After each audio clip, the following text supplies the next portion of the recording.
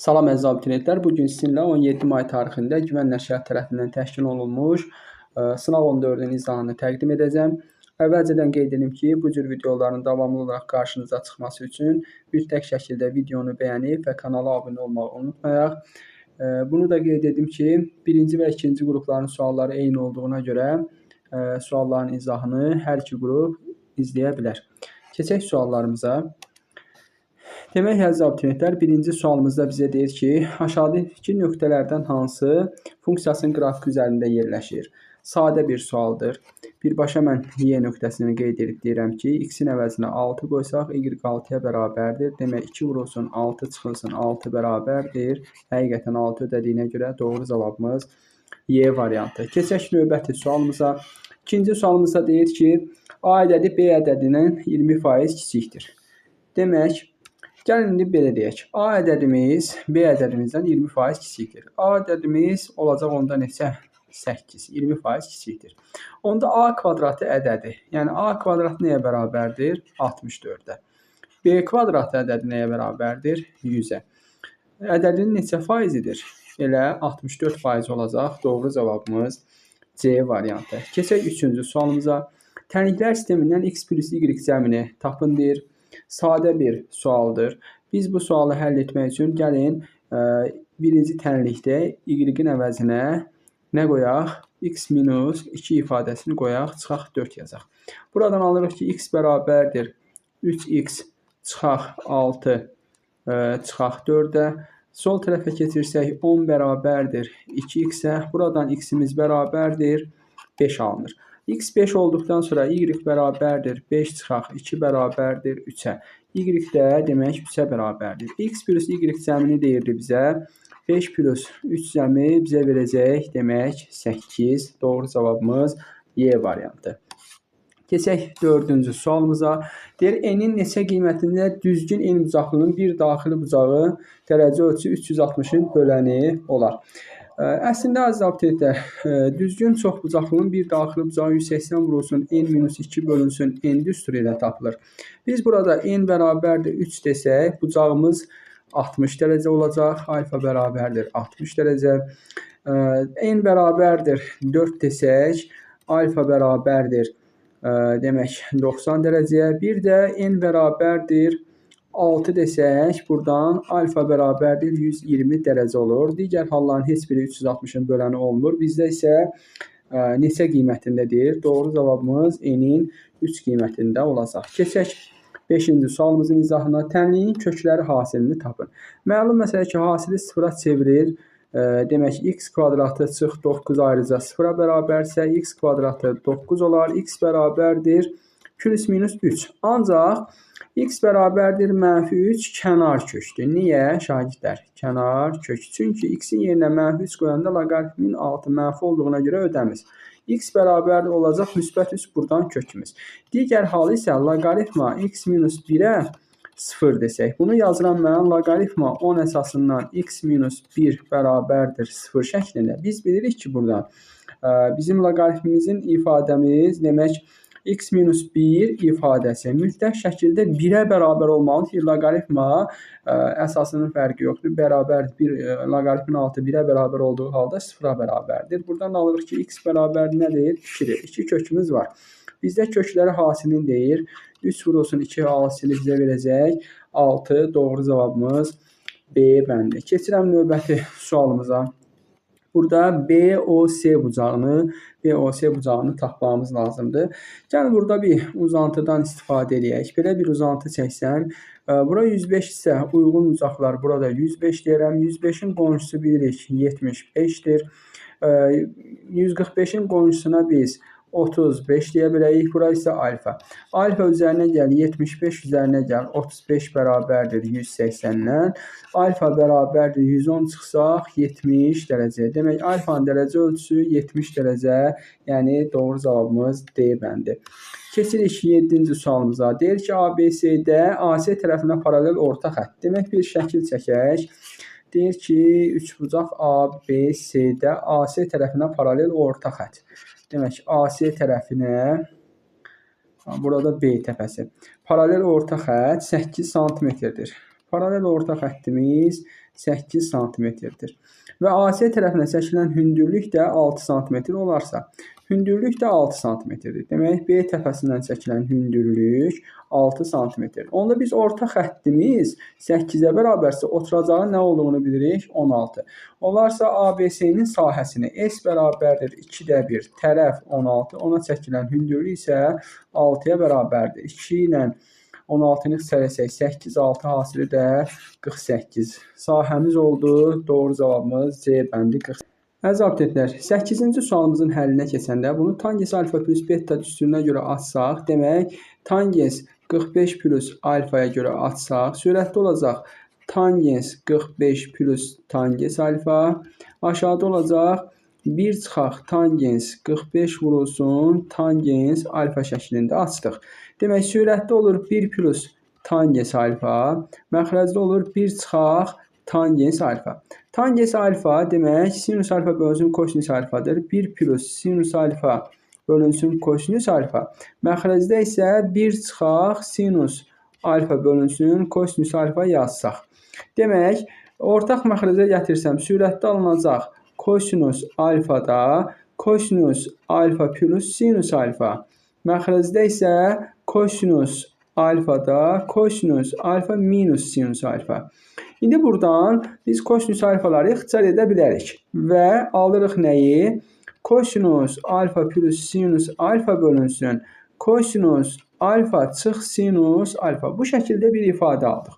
Keçirik ikinci hissəyə, kosinus 2 alfanın açılışına. Kosinus 2 alfa bizə nə verəcək? Kosinus 2 alfa bizə verir, demək, kosinus kvadratı alfa çıxaq sinus kvadratı alfa. O da bizə verir, belə deyək də, müxtəsər vurma düsturu kimi açsaq, kosinus alfa çıx sinus alfa vurulsun kosinus alfa plus sinus alfa. Demək, əziz abituriyentlər, hamısını yerinə qoysaq, demək, alınacaq bizdə nə? Kosinus alfa plus sinus alfa bölünsün kosinus alfa çıx sinus alfa vurulsun kosinus alfa çıx sinus alfa kosinus alfa plus sinus alfa, bir də çıxaq bir ifadəsi var. Biz burada mənfi olanları ixtisar edək. Olacaq demək bərabərdir kosinus alfa plus sinus alfanın kvadratı çıx 1. Bu da bizə verir sinus kvadratı alfa plus kosinus kvadratı alfa plus demək 2 sinus alfa kosinus alfa çıx 1. Bax, bu hissələr bizə 1-i verir, 1 çıxaq 1 verdi, demək 0. Burada isə 2 sinus alfa kosinus alfa ifadəsi əvəzinə biz nə yaza bilərik? Sinus 2 alfa olduğunu yaza bilərik ki, doğru cavabımız sinus 2 alfa B bəndinə doğru cavabımız olduğunu tapırıq. Daha doğrusu keçək 9-cu sualımızın izahına. Deyir ki, bizə absis oxuna. Absis oxu x oxudur. X oxudursa x qalır, y əksinə dəyişir burada. Onda olacaq A iştirik nöqtəmiz olacaq. X qalır olduğu kimi y əksinə dəyişir olur. Müsbət 7. 6 müsbət 7 A variantında doğru cavabımız. Keçirik növbəti sualımıza. Hansı funksiyanın qrafiki ola bilər? Bu sadə bir sualdır. Mənfi 1 bölünsün x funksiyasının qrafikidir. Keçirik 11-ci sualımıza. Paralelogramın kör buzaq təpəsindən çəkilən hündürlükləri. Bir paralelogram çəkək. Bu paralelogramın kör buzaq təpəsindən çəkilən hündürlükləri deyəndə arasındakı buzaq demək. Bir hündürlük buradır. Digər hündürlük buradır. Arasındakı buzaq 50 dərəcədir. Biz bilirik ki, 90, 90, 180 bu buzaq ilə də 50-nin cəmi alfa plus 50, 180-i verməlidir. Onda alfamız 130 dərəcəyə bərabərdir. Doğru cavabımız C bəndi. Keçək 12-ci sualımızın izahına. Hansı tənliyin 2 bərabər kökü var? 2 bərabər kökün diskriminantının 0 olmalı deməkdir. Bu da D bərabər 0, B kvadratı 6-nın kvadratı çıx 4AC, çıx 4 vuraq 9 bərabərdir 0. Şərtini ödədiyinə görə demək doğru cavabımız D variantı. Keçirik növbəti sualımıza. Hansı qiyməti perpendikulardır? Vektorların perpendikular olması üçün skalyar hasili 0 olmalıdır. Yəni 6 vurulsun mənfi 6 üzərinə gəlinsin, mənfi 4 vurulsun, y bərabərdir 0. Buradan alırıq ki, mənfi 36 bərabərdir 4y-ə, buradan da y bərabərdir mənfi 9. Doğru cavabımız A bəndi. Keçirik növbəti sualımıza. Deyir ki, burada orta xəttir DY. DY orta xəttir və tərəfi 6 sm kvadrat olarsa, demək bunların hər birinin tərəfi 6 sm bərabərdir kvadratın. AD tərəfini təyin edin deyir. AD tərəfini tapaq. Gəlin əziz abituriyentlər, burada qeyd edək ki, demək verilən orta xətt olduğuna görə 6. Bu hissəmiz də 12-yə bərabərdir. Onda bu məsafəmiz 3 və 3 şəklində qeyd olunacaq ki, yəni yarıya bölür. Demək onda burada bir kvadratsa düzbucaq var. Bura bir x deyə bilərik. X kvadratı bərabərdir 3-ün kvadratı plus 6-nın kvadratına. X kvadratı bərabər 9 36 45-ə. X bərabərdir kök altında 9 vurulsun 5-ə. Yəni 3 kökdə 5. Doğru cavabımız B bəndində var. Keçək 15-ci sualımızın izahına. 6-cı həddini tapın deyir. Onda x6 birbaşa düsturdur. 5 vurulsun 6 çıxılsın 4. 30 çıx 4 26. Yəni doğru cavabımız A bəndi. Keçirik növbəti sualımızın izahına. Deyir ki, bizə növbəti sualda NA fərq B bölünsün NB fərq A bərabərdir 4 bölünsün 7. Kəsişməsinin 4 elementi olarsa, birləşmənin 26 olarsa, NA bölünsün EB nisbətini tapın. Bu cür sualların rahat qaydası Venn diaqramı ilə həll etməkdir. Demək, A və B çoxluqlarını qeyd etdik. Kəsişmədə 4 element olduğunu deyir bizə. A-nın B-dən fərqli, B-nin A-dan fərqli nisbəti 4-ün 7-yə. Bura bir 4K yazsaq, bura bir 7K yazsaq. Birləşmə 26-dır. Yəni 4K plus 4 plus 7K bizə 26-nı verirsə, buradan 11K 22-ni verirsə, K-mız bərabərdir 2-yə. K 2-dirsə biz nə deyə bilərik? Deyə bilərik ki, bura 8-dir, burada 2, 7, 14-dür. Bu nisbəti bildik. İndi bizə deyir ki, burada NA bölünsün NB. NA-mız 8 plus 4, 12. NB-miz 4 plus 14, yəni 18. 6-ya ixtisar etsək, burada 2, burada 3. Demək, hansı nisbətdə bölünür? 2-nin 3-ə nisbəti D bəndi doğru cavab.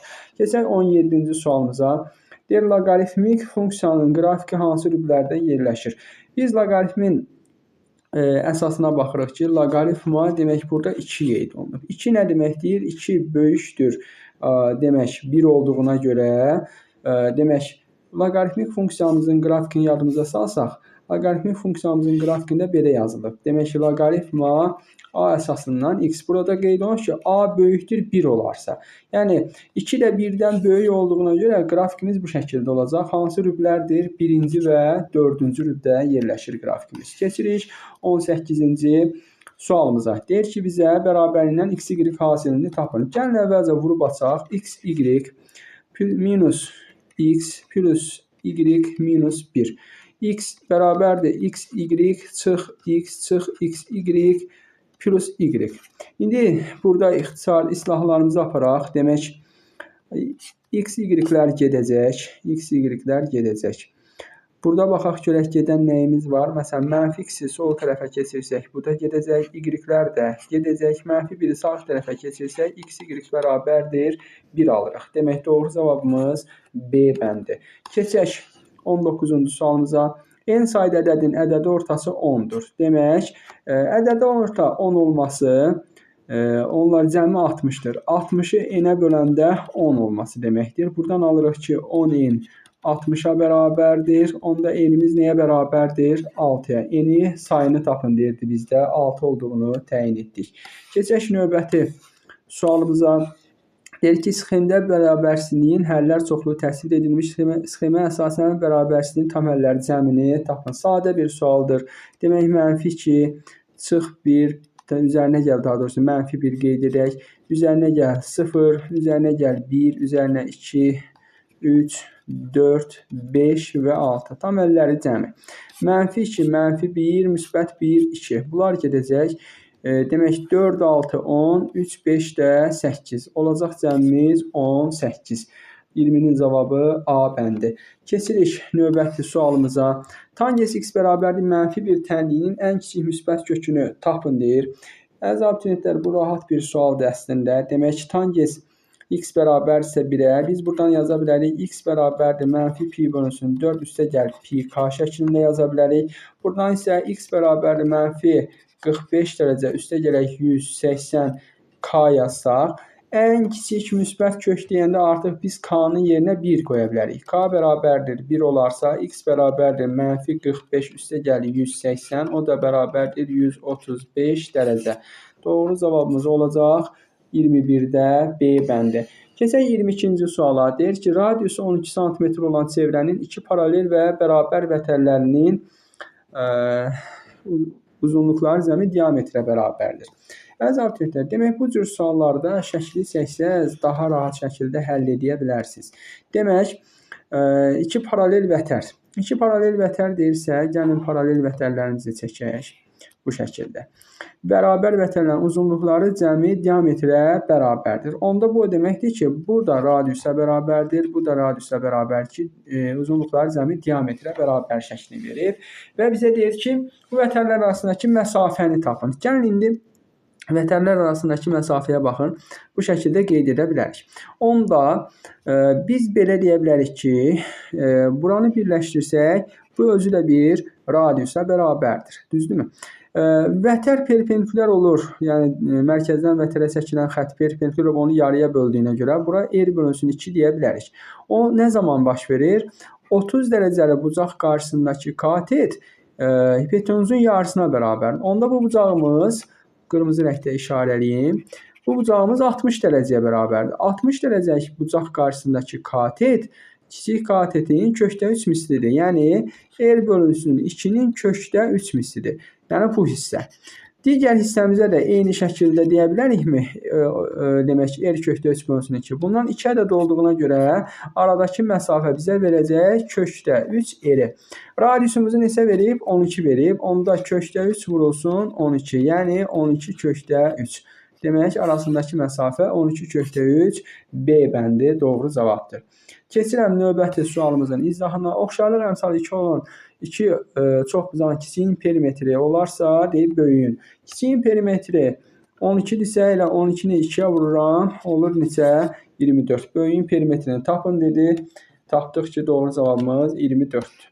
Keçirəm 24-cü sualımıza. Deyir ki, bizə demək, kəsirlərinin cəminin hasilinin olan nisbəti. Cəmi desək, demək, 6-da 5 üstəgəl 3-də 2 cəmi bizə verir.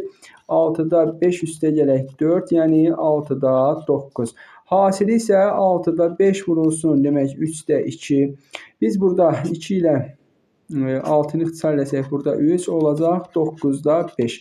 İndi bizə deyir ki, 6-da 9-u bölək nəyə? 9-da 5-ə. O da bərabərdir. 6-da 9 vuraq 5-də 9.